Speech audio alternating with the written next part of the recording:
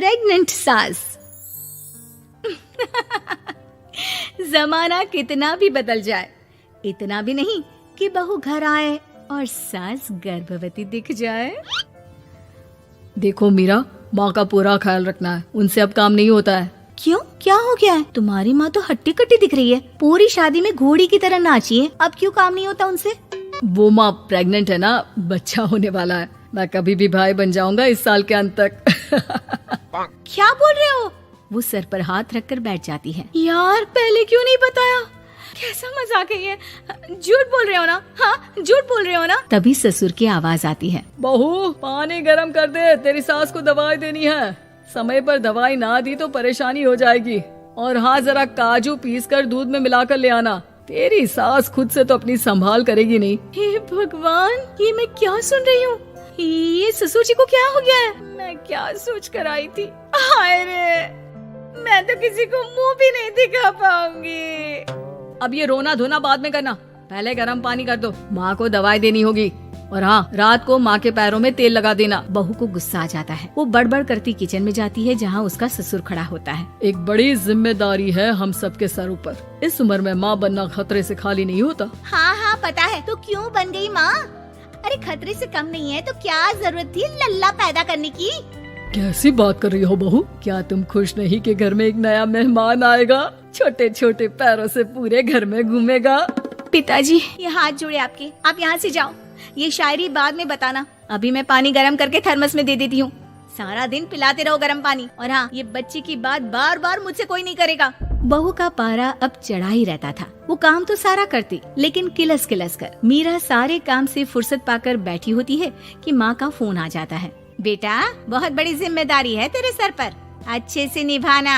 ससुराल में हर किसी को खुश रखना वैसे तो मुश्किल है, लेकिन भगवान ही हिम्मत देता है बहू को हर कुछ सहकर सबको खुश रखने की। क्या बड़बड़ किए जा रही हो माँ? जानती भी हो कि यहाँ क्या चल रहा है? मेरी सास, अरे तेरी सास तो देवी है देवी। कितने खुश हो रहे थे सारे तेरी सूरत देख देख कर। पता नहीं जैसे बहू नहीं कोई मन मांगी मुराद मिल गई हो उन लोगों को। अरे बात तो पूरी सुनो। मन मांगी बुरा तो पूरी हुई है। अरे मेरी सास को बच्चा होने वाला है, प्रेग्नेंट है वो। क्या बकवास कर रही है मीरा? ये बात किसी को कहना मत। मुझे तो बता दिया, लेकिन अब अपनी जबान सिल ले। कहाँ है तेरी सास? बात तो करा मेरी। पूछू जरा, पोता पोती खिलाने की उम्र में खुद का बच्चा खिलाने का शौक कहाँ से आ गया? और आया भी तो बताना तो चाहिए था। अब क्या नाक कटाने के लिए हम लोगों से रिश्ता जोड़ा है? रुक, तेरे पापा से बात करती हूँ। मीरा फोन रखकर लेट जाती है। वो एक सपना देखती है कि उसकी गोद में एक बच्चा खेल रहा है। भाभी की गोद में कितना खुश दिख रहा है ना, लग ही नहीं रहा कि भाभी है। मैं तेरे लिए क्या लाया हूँ, सोने की बालियाँ। तेरी शादी में तो मैं बुढ़ा हो जाऊंगा ना। अरे कैसी बात कर रहा है बेटा, इसकी जिम्मेदारी तो तू ही लेगा।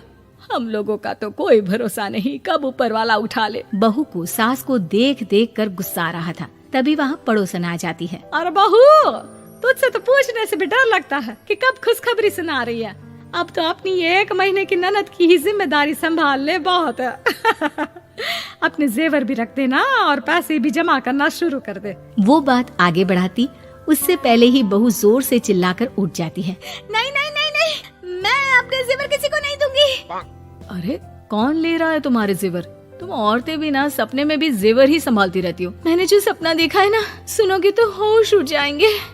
अच्छा, तुम अपना सपना बाद में बताना, पहले मेरा सुनो। कल मैंने इतना अच्छा सपना देखा कि अगर वो पूरा हो जाता है ना तो मैं तुम्हारे लिए रानी हार बनवा दूंगा। बहू अब सारे गम भूलकर पति का सपना सुनने में लग जाती है। अरे क्या सपना था बताइए ना, बोलिए भी तो, क्या सपना है? मैं पूरा कर दूंगी अगर बात रानी हार की है तो। बोलिए बोलिए। मैंने रात को सपना देखा कि माँ को बेटी हुई है और मुझे बहन। सच्ची, इस घर में बेटी हो जाए तो मैं तो झूम ही उठूं। मीरा का मुंह बन जाता है। वो चुप हो जाती है और सपने की बात याद करती है कि बेटी हुई तो उसे ही अपने गहने उसे देने होंगे। फिर तो रानी हार की जरूरत पड़ेगी ही। भाई लड़की बड़ी होगी, उसकी शादी होगी तो जेवर तो चढ़ाने ही होंगे ना, कहाँ से आएंगे वो?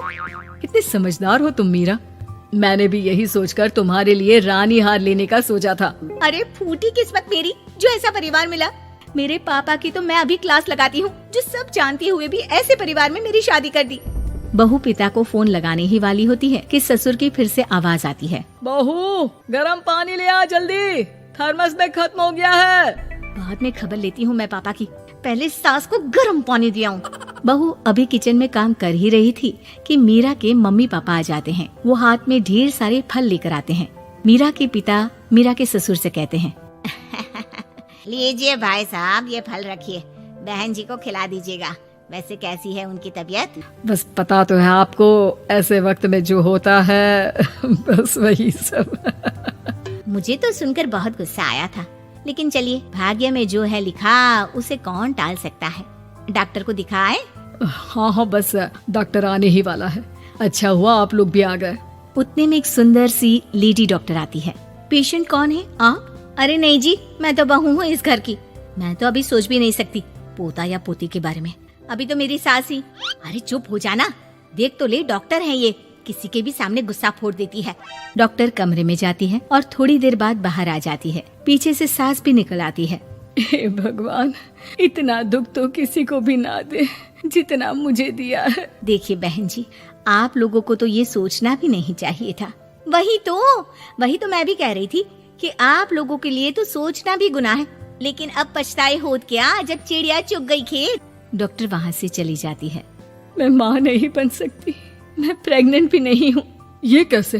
तुम तो बोल रही थी कि अरे वो गैस का दर्द था और पेट भी गैस से फूल रहा था।